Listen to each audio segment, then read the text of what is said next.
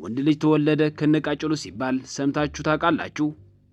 አዎ፣ በአገራችን ወንድ ልጅ ሲወለድ 7 ጊዜ እልል ተብሎ አባትና እናት ተደስተው ማየት የተለመደ ነው። ይህ የሚሆነው ታዲያ እዚህ እኛ ሀገር ላይ ነው። ነገር ግን አሁን በምስሉ ላይ የምታዩዋቸው ውብ ሴቶች በአንድ ወቅት ወንድ ልጅ ነበሩ ብንላችሁ በቀላሉ ለመቀበል ይከብዳችሁ ይሆናል። ነገር ግን ብታምኑም ባታምኑም እውነታው ይሄው ነው።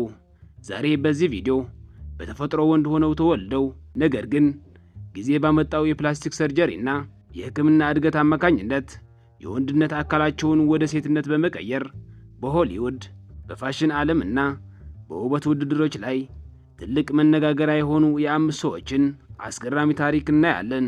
እነዚህ ሰዎች ይህንን ውሳኔ ለመወሰን ምን አገፋፋቸው? ጾታቸውን ከቀየሩ በኋላስ ትዳርና ሕይወታቸው ምን ይመስላል? አብረን እንከታተል። ከወንድ ወደ ሴት ጾታቸውን የቀየሩ አስገራሚ ሰዎች። አንደኛ፣ ካትሊን ጄነር። አሁን በምስሉ ላይ የምትመለከቷት ውብ ቁመና ያላትና ሙሉ በሙሉ የሴትነት ውበት የተላበሰችው ይቺ ትልቅ ሴት ከአሁን በፊት ወንድ ነበረች ብንላችሁ ታምናላችሁ? አይሆንም አላችሁ? እንግዲያውስ ምን ይባላል? ከአሁን በፊት አዎ ወንድ ነበረች። ወንድም ሲባል ዝም ብሎ ተራ ወንድ አይደለም። ለአገሩ በኦሎምፒክ የወርቅ ሜዳሊያዎች ያሸበረቀ፣ ስሟን በዓለም መድረክ ያስጠራ፣ የዓለምን አይን የሳበ ኩሩ አትሌት እንጂ ነበረ ነው። እንግዲህ የሰው እንዳሁን ጾታውን ቀይሮ ካትሊን ከመባሉ በፊት ስሙ ብሩስ ጄነር ይባል ነበር። በ1976ቱ የሞንትሪያል ኦሎምፒክ ላይ የዓለምን ሪከርድን በመስበር የአሜሪካ ብሔራዊ ጀግና ለመሆን የበቃው እዚሁ ሰው ነው። በዚህ ጊዜ ስኬት በስኬት ድል በድል ላይ ተጎናጽፎ በስፖርት ዓለም ያገኘው ዝናና ክብር ይዞ ወደፊት የሚራመድ የዓለምን ሕዝቦች የቀኑበት ሰው ነበር። ብሩስ ጄነር በሕይወቱ ማለትም ወንድ እያለ 3 ትዳር መስርቶ የነበረ ሲሆን በመጨረሻ ይህ ስኬታማ አትሌት ሕይወትን በሆሊውድ ዝና ውስጥ ቀጠለበት። የአሜሪካ ታዋቂና ተጽዕኖ ፈጣሪ ክሪስ ጄነርን በማግባት የዓለም ቢሊዮነርና ሞዴል የሆኑትን የካይሊ ጄነርና የኬንዳል ጄነር እውነተኛ አባት ለመሆን በቃ። በዚህ ጊዜ ኪፒንግ አፕ ዊዝ ዘ ካርዳሺያንስ በሚባለው ታዋቂ የቪዲዮ ፕሮግራም ላይ ለዓመታት በመቅረብ በሚሊዮን የሚቆጠሩ ሰዎች ዘንድ ተወዳጅ የቤተሰብ አባት ሆኖ ታየ። ነገር ግን ይህ ዓለም በቅናት የሚመለከተው ይህ የቅንጦት ሕይወት በስተጀርባው እጅግ አስገራሚ ምስጢር ደብቆ ነበር። ሰውየው ዕድሜ ልኩ ወንድ ሆኖ ማለፍ አስጠላውና በሚስቱና በልጆቹ ቅናት ያደረበት ይመስል ይሄ ዓለም ለምን ሴት ሁኜ አልሞክረውም በማለት በ2015 ዓመተ ምህረት በ65 ዓመቱ የነበረውን የወንድ አካሉ በሰርጀሪ አማካኝነት በመቁረጥ የሴት ማራቢያ አካል ለጥፎ ከአሁን በኋላ ሴት ነኝ በማለት በታዋቂውና ዝነኛው የአሜሪካ መጽሔት ኮል ሚ ካትሊን በሚል ልክ በምስሉ ላይ እንደምትመለከቷት ከዚህ ወደዚህ ጾታዋን ቀይራ ሴት ሆና ብቅ አለች። ከዚህ በኋላ ግን አንተ ማለት ቀረና አንቺ በማለት ትጠራ ጀመር።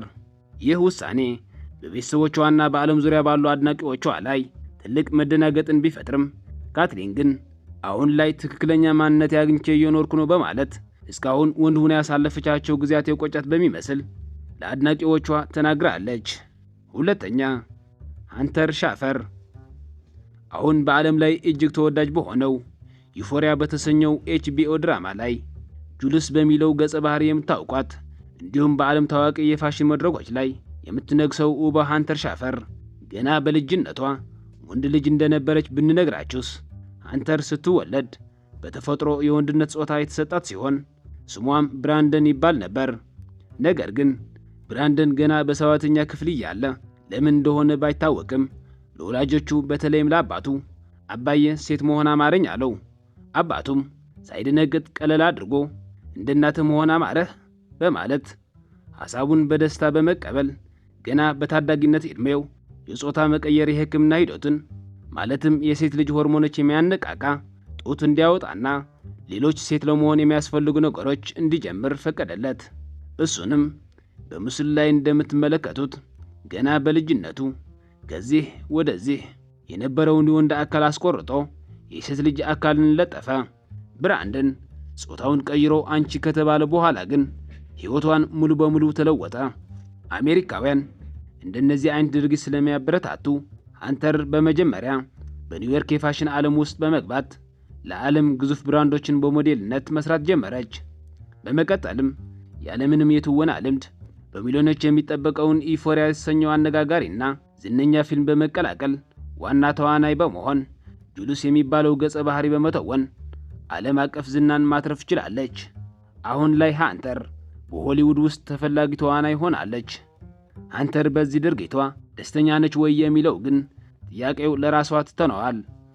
ሶስተኛ ላናና ሊሊ ዋቾውስኪ በፊልም ታሪክ ውስጥ ዓለምን የገለበጠውና በሚሊዮን የሚቆጠሩ አድናቂዎችን ያሉት ዘ ማትሪክስ የተሰኘውን ድንቅ ፊልም የሰሩት ዳይሬክተሮች እነማን እንደሆኑስ ታውቃላችሁ? እነዚህን ፊልሞች የሰሩት ዋቾውስኪ የተባሉ ሁለት እህትማማቾች ናቸው። ነገር ግን የሚያስገርመው ፊልሙን ሲሰሩ እህትማማቾች ሳይሆኑ አንተ ወንድም የሚባባሉ ወንድማማቾች ነበሩ። መቼ ወንድማማቾች ብቻ። አነጋጋሪውን የዘ ማትሪክስ ፊልም ለመጀመሪያ ጊዜ በ1999 ዓመተ ምህረት ለዓለም ሲበቃ የፊልሙ ዳይሬክተሮች ላሪና አንዲ ዋቾውስኪ የተባሉ ወንድማማቾች ነበሩ። በወቅቱ በሆሊውድ ውስጥ እጅግ ስኬታማና ባለሀብት የፊልም ባለሙያዎች ለመሆን በቁ። ነገር ግን በዓለም ላይ ካሉ እጅግ ጥልቅ የቴክኖሎጂ ፍልስፍና ፊልሞች በስተጀርባ ያሉት እነዚህ ሁለት ወንድማማቾች በውስጣቸው ድብቅ ማንነት ይዘው ነበር። መጀመሪያ በ2012 ዓመተ ምህረት ታላቅየው ላሪ ጾታውን ወደ ሴትነት በመቀየር ስሟን ላና አደረገች። ከዛ ወንድምና እህት ሆኑ። ይህ ዜና በሆሊውድ ውስጥ ትልቅ መነጋገሪያ በነበረበት ወቅት ከጥቂት ዓመታት በኋላ በ2016 ማለትም ከ3 ዓመት በኋላ ሁለተኛው ወንድሟ እኔስ ለምን ይቅርብኝ በማለት እንዲህ በተመሳሳይ ሁኔታ ጾታውን ወደ ሴትነት መለወጡንና ስሟን ሊሊ ማድረጓን ይፋ አደረገች። በዚህም ዋቾውስኪ ወንድማማቾች የነበሩት ታዋቂ ዳይሬክተሮች ሙሉ በሙሉ ወደ ዋቾውስኪ እህትማማቾች ተቀየሩ።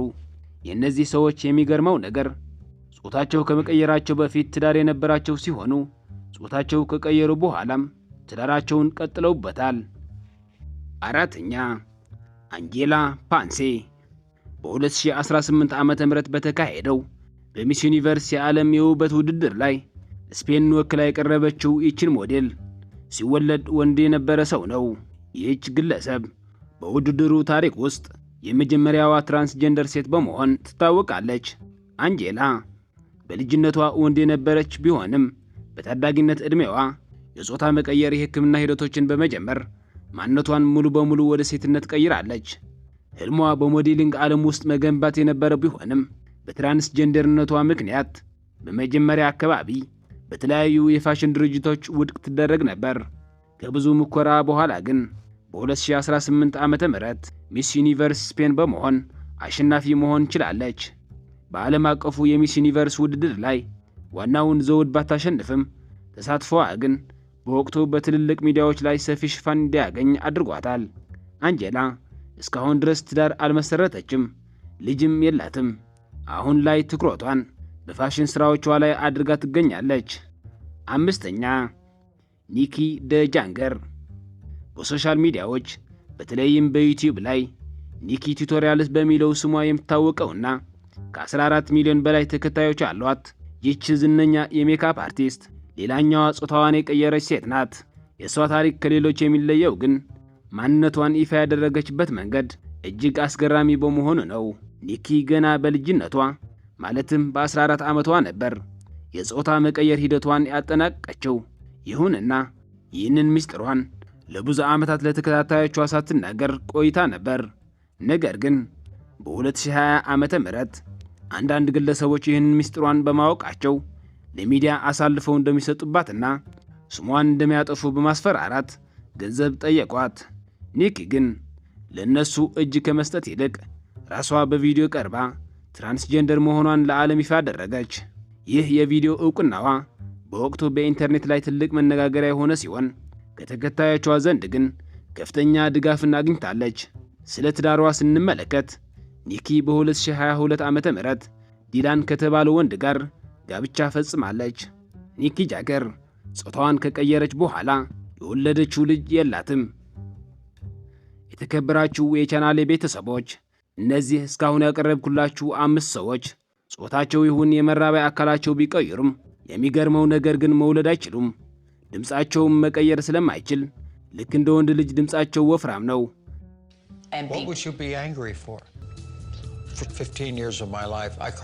እናንተስ ስለ እነዚህ አስገራሚ ሰዎች ምን ሐሳብ አላችሁ? ሐሳባችሁን በኮሜንት ላይ አስቀምጡልኝ። ሳብስክራይብ ያላደረጋችሁም ሳብስክራይብ በማድረግ ቤተሰብ እንድትሆኑ እየጠየኩኝ እስከ መጨረሻ ስለተከታተላችሁኝ ከልብ አመሰግናለሁ። ቀጣይ በሌላ ቪዲዮ እስክንገናኝ ቸር ያቆየን።